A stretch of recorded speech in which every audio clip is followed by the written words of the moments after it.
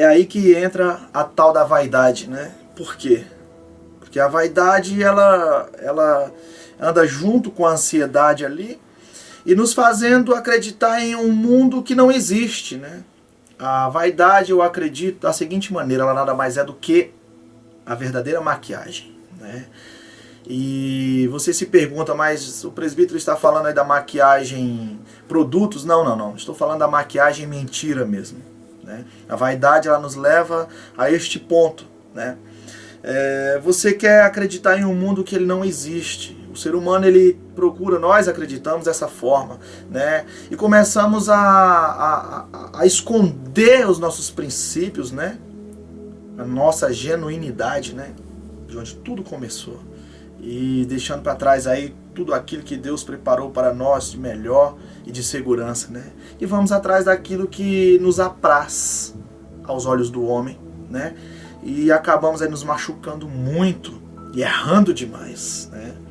E essa agora que a partir daqui que eu quero começar a falar para os amados aí que estão assistindo, de que forma vivemos. Eu me baseio aqui no livro de Eclesiastes, onde o rei Salomão fala muito sobre a vaidade, né? Tem mais de 30 vezes a palavra vaidade que ele cita, né? Tudo é vaidade, né? E é vaidade da vaidade, que é pior ainda, né? Ele foi criado nos preceitos bíblicos, né? Rei Davi, um homem muito temente a Deus, ficou conhecido como o segundo coração de Deus, né? Pelo tamanho que era o coração dele, as bondades que havia no coração dele, né? E as coisas que ele fez. Ele errou, o homem que errou também, mas enfim, não vamos falar dele, né? Ele errou, mas teve aí os seus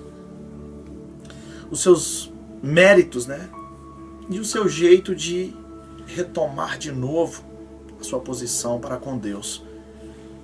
Isso quer dizer que todos nós temos aí a nossa segunda chance, né? Jesus sempre dizia: ides e não peques mais, estão perdoados os teus pecados, né? Então o rei Salomão, ele, como um homem muito sábio que era, já mesmo antes de ter aí o seu reinado, aí, a posse do seu reinado, quando ele foi assumir esta responsabilidade de reinar o povo de Israel, ele teve um encontro com Deus ali em sonho. E Deus disse a ele: pedes o que queres. Ele disse: o que quiser te darei. Ele disse: Senhor, eu quero que me ensine, me dê sabedoria para reinar este povo, para lidar com este povo, né? E Deus disse: já que não me pediste que vingasse os teus inimigos, já que não me pediste riquezas, né? Pois eu te darei sabedoria como a nenhum outro homem eu darei, e acrescentarei as demais coisas.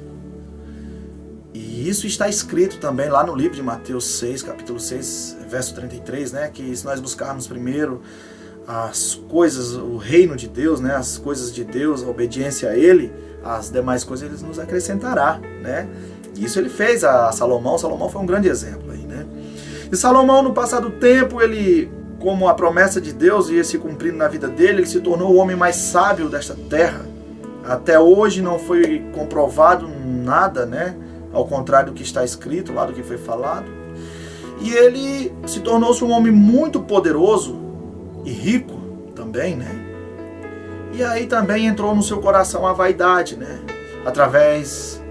Ele começou a se sentir muito imune às coisas deste mundo pela sua riqueza, pelo seu conhecimento, né? E foi se afastando aí de Deus, né?